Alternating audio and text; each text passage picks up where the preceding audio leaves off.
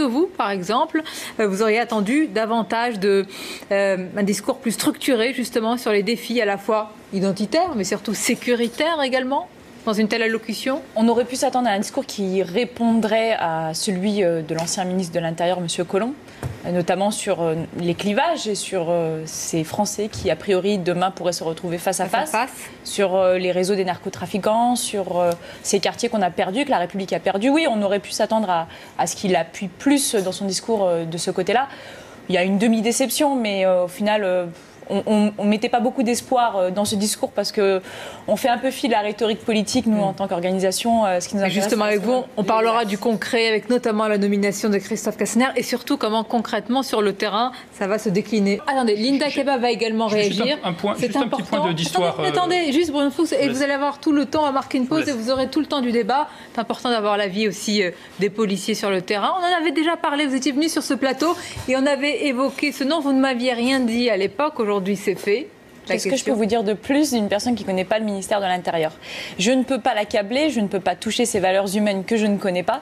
Malheureusement, je ne peux pas juger non plus de son travail au sein du ministère, en tout cas du travail à venir au sein du ministère de l'Intérieur, puisqu'il n'a aucune attache avec ce ministère en amont. Donc vous êtes rassuré par le duo qu'il va former avec Laurent Nunez, on est au moins rassuré de la nomination de M. Nunez, qui est un vrai technicien, rompu à ses questions, qui a fait ses preuves, ce n'est pas un problème.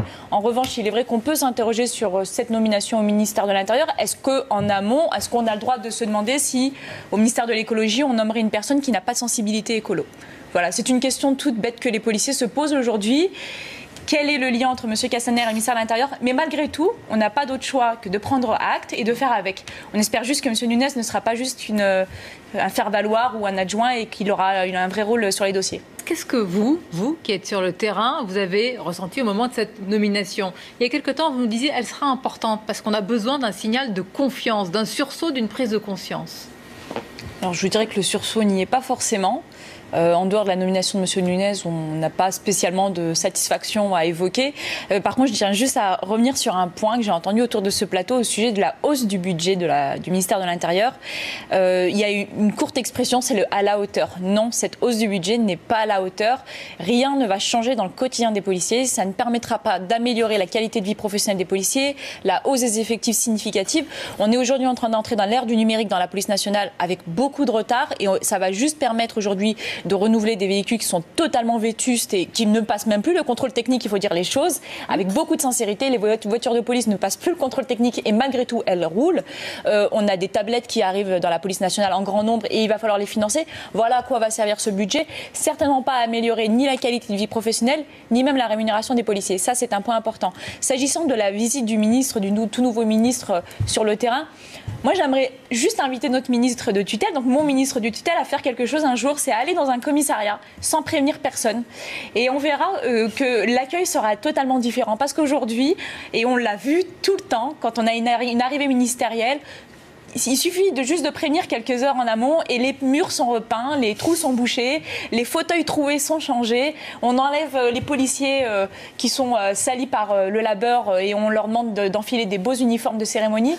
Les policiers, quand ils vont sur une mission, ils ne savent pas trop où ils vont, ils sont toujours à l'impro. On aimerait que notre ministre, qui parlait de l'engagement des forces de l'ordre, et de ces 300 000 agents du ministère et qui sont très engagés au quotidien, qu'il montre ce même engagement et qu'il aille un jour dans un commissariat à l'improviste, sans prévenir personne, qu'on ne voit pas ça sur un agenda ministériel et qu'il se rende compte vraiment du quotidien des agents qu'il a sous sa tutelle. C'est vrai, Bruno Fuchs. Linda Kebab, comment vous voyez cela, je vais dire, par rapport aux défis auxquels nous faisons face? On est à milieu du défi en fait qui nous attend. Vous savez, les joutes verbales politiques, elles ne nous intéressent absolument pas. Nous, on veut, c'est des éléments concrets sur le terrain.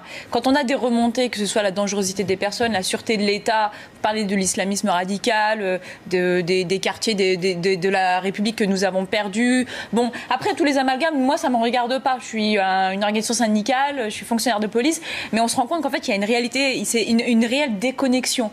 Il y a peut-être aussi trop de prise de partis politiques sur des problèmes qui touchent l'ensemble de la population française. Enfin, il faut arrêter de débattre sur des questions qui ont attrait à la vie humaine. À un moment, il faut aussi se dire, on a des agents sur le terrain qui font remonter des problématiques.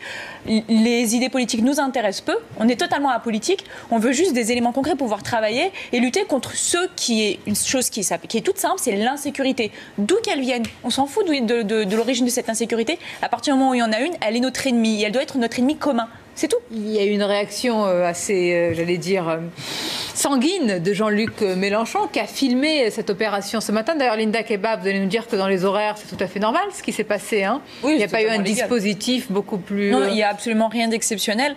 Moi, je ne juge pas de l'aspect politique et de la raison d'être ou non de cette enquête. On a dit que cette perquisition était violente, qu'elle outrepassait les droits. En fait, non, elle s'est faite dans le cadre légal du code de procédure pénale, avec des horaires tout à fait acceptables. Des perquisitions peuvent débuter à 6 heures sans aucun problème. Ça, c'est bien de le rappeler. J'ai juste rappelé aussi la solidarité pour mes collègues parce qu'on a des gardiens de la paix dans ces brigades qui sont très sensibles, qui sont susceptibles aussi d'avoir à leur tête des commissaires peut-être parfois qui peuvent avoir en tout cas des instructions qui vont pas forcément dans leur sens. Mais moi aujourd'hui j'ai envie de dire mes collègues gardiens de la paix ont fait la perquisition avec beaucoup de respect pour la personne perquisitionnée. Retrouvez toute notre actualité sur videopolice.com, la chaîne YouTube d'Unité SGP Police.